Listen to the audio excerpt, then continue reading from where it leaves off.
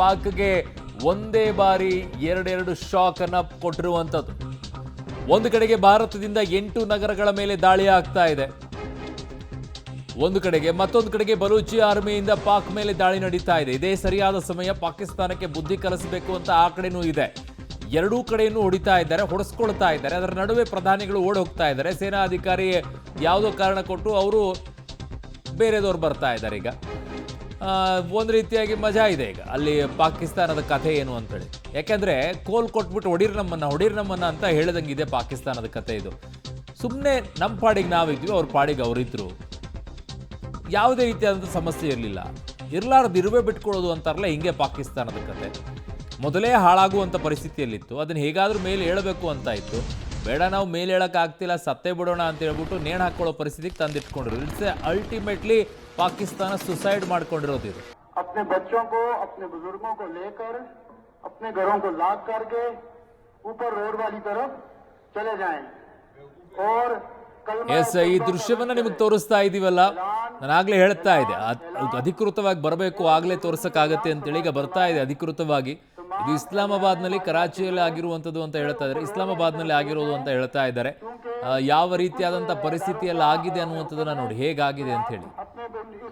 ರಘು, ಈ ದೃಶ್ಯಗಳನ್ನ ನೋಡ್ತಾ ಇದ್ರೆ ಅಕ್ಷರಶಃ ಪಾಕಿಸ್ತಾನ ಮಹಾಭಾರತದ ಸಂದರ್ಭದಲ್ಲಿ ಕೊನೆಯ ಕ್ಷಣದಲ್ಲಿ ಹೇಗೆ ಮಹಾಭಾರತದಲ್ಲಿ ವರ್ಣನೆ ಇದೆಯೋ ಎಲ್ಲವೂ ಕೂಡ ಹೊತ್ತಿ ಉರಿಯುತ್ತೆ, ಅಲ್ಲೆಲ್ಲ ಸ್ಮಶಾನ ಮೌನವಾಗಿರುತ್ತೆ, ಎಲ್ಲ ಹೆಣಗಳ ರಾಶಿಗಳು ಬಿದ್ದಿರುತ್ತೆ ಅನ್ನೋ ರೀತಿಯಲ್ಲಿ ಪಾಕಿಸ್ತಾನದ ಸ್ಥಿತಿ ಹಂಗೆ ಕಾಣಿಸ್ತಾ ಇದೆಯಾ ಅಂತ ಆ ವರ್ಣನೆಗಳ ನೆನಪಿಗೆ ಬರಕ್ಕೆ ಶುರು ಆಯ್ತು ನನಗೆ. ಪಹಲ್ಗಾಮ್ ಅಟ್ಯಾಕ್ ಆದ ಬಳಿಕ ಬಹಳ ಸ್ಪಷ್ಟವಾಗಿ ಭಾರತ ಹೇಳಿತ್ತು, ಉಗ್ರಗಾಮಿಗಳನ್ನು ನಾವು ಮಟ್ಟ ಹಾಕ್ತೇವೆ ಅನ್ನುವಂಥ ನಿಟ್ಟಿನಲ್ಲಿ ಮಾತನ್ನು ಕೊಟ್ಟಿತ್ತು. ಅದರ ಪ್ರಕಾರವಾಗಿಯೇ ದಾಳಿಯನ್ನು, ಏರ್ ಸ್ಟ್ರೈಕನ್ನು ಅದರ ಪ್ರಕಾರವಾಗಿಯೇ ಮಾಡಿದ್ದಂಥದ್ದು. ಅಂದರೆ ಪಾಕಿಸ್ತಾನಕ್ಕೆ ಸಂಬಂಧಪಟ್ಟಂಥ ಆರ್ಮಿ ಇರ್ಬೋದು ಅಥವಾ ಅಲ್ಲಿನ ಜನರ ಸಾರ್ವಜನಿಕರು ಇರ್ಬೋದು, ಅವರ ಯಾರನ್ನೂ ಕೂಡ ಟಾರ್ಗೆಟ್ ಮಾಡದೆ ಯಾರು ಕ್ರಿಮಿಗಳಿದ್ರು ಅವರ ವಿರುದ್ಧ ಹೋರಾಟವನ್ನು ಮಾಡಬೇಕು ಅನ್ನುವಂಥ ಕಾರಣಕ್ಕಾಗಿ ಆ ಏರ್ ಸ್ಟ್ರೈಕನ್ನು ಮಾಡಿದ್ದಂಥದ್ದು. ಬಟ್ ಆದರೆ ಇದನ್ನು ಒಪ್ಕೊಳ್ಳೋದಕ್ಕೆ ಸಿದ್ಧ ಇಲ್ಲೇ ಇದ್ದಂತಹ ಪಾಕಿಸ್ತಾನ ನೇರವಾಗಿ ಭಾರತದ ಮೇಲೆ ಕೈಲಾಗದೇ ಇದ್ರೂ ಕೂಡ ಮೇಲೆ ಎರಗುವಂಥ ಕೆಲಸವನ್ನು ಮಾಡುತ್ತೆ. ಅದಕ್ಕೆ ಉತ್ತರವಾದಾಗಿ ಸದ್ಯದ ಪರಿಸ್ಥಿತಿ ಭಾರತ ಕೊಡ್ತಾ ಇರುವಂತಹ ಒಂದೊಂದು ಏಟೂ ಕೂಡ ಸದ್ಯ ನಾವು ಎದ್ದೊಳೋದಕ್ಕೆ ಆಗದೇ ಇಲ್ಲ ಅನ್ನುವಂತಹ ಸ್ಥಿತಿಗೆ ಪಾಕಿಸ್ತಾನವನ್ನು ತೆಗೆದುಕೊಂಡು ಹೋಗ್ತಾ ಇದೆ ಅಂದ್ರೆ ತಪ್ಪಾಗ್ತಾ ಇಲ್ಲ.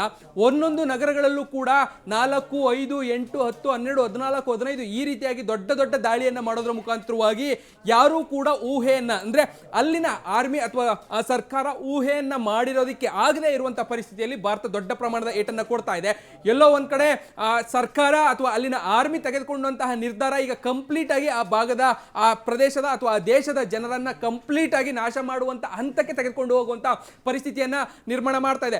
ಭಾರತ ಮಾಡಿರುವಂತಹ ದಾಳಿಯ ಎಫೆಕ್ಟ್ ಎಷ್ಟರ ಮಟ್ಟಿಗಿದೆ ಅನ್ನುವಂಥದ್ದು ನಾಳೆ ಬೆಳಗ್ಗೆ ಸ್ಪಷ್ಟವಾಗಿ ಗೊತ್ತಾಗುತ್ತೆ. ಯಾಕಂದ್ರೆ ಅಷ್ಟು ದೊಡ್ಡ ಪ್ರಮಾಣದ ದಾಳಿ ಆಗಿರುವಂತಹ ಕಾರಣಕ್ಕಾಗಿ ಅದನ್ನ ತಡೆದುಕೊಂಡಿರುವಂತಹ ಶಕ್ತಿ ಅಥವಾ ಅದನ್ನ ಅಕ್ಸೆಪ್ಟ್ ಮಾಡಿರುವಂತಹ ರೀತಿ ಯಾವ ರೀತಿಯಲ್ಲಿ ಆ ಭಾಗದಲ್ಲಿ ಆಗಿದೆ ಅನ್ನುವಂಥದ್ದು ಇನ್ನೇನು ಸ್ವಲ್ಪ ಹೊತ್ತು ಅಥವಾ ಬೆಳಿಗ್ಗೆ ವೇಳೆಗೆ ಗೊತ್ತಾಗುವಂತಹ ಸಾಧ್ಯತೆ ಇದೆ. ಬಟ್ ಆದ್ರೆ ಆಗಿರುವಂತಹ ದಾಳಿಯ ಮಾದರಿ ಅಥವಾ ಆ ಪ್ರಮಾಣ ಇದೆಯಲ್ಲ, ಅದು ನಿಜಕ್ಕೂ ಕೂಡ ಊಹೆಯನ್ನ ಮಾಡಿರಲಿಲ್ಲ.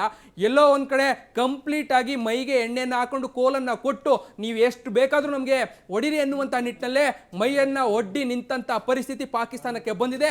ಆ ಒಂದು ಸ್ಥಿತಿಗತಿಗಳೇನಿದು ಅದನ್ನ ಭಾರತ ಬಹಳ ಅಚ್ಚುಕಟ್ಟಾಗಿ ಅದ್ಭುತವಾಗಿ ಅವರ ಮೇಲೆ ಪ್ರಯೋಗವನ್ನ ಮಾಡುವಂತ ಕೆಲಸವನ್ನು ಕೂಡ ಮಾಡ್ತಾ ಇದೆ. ಅರುಣ್.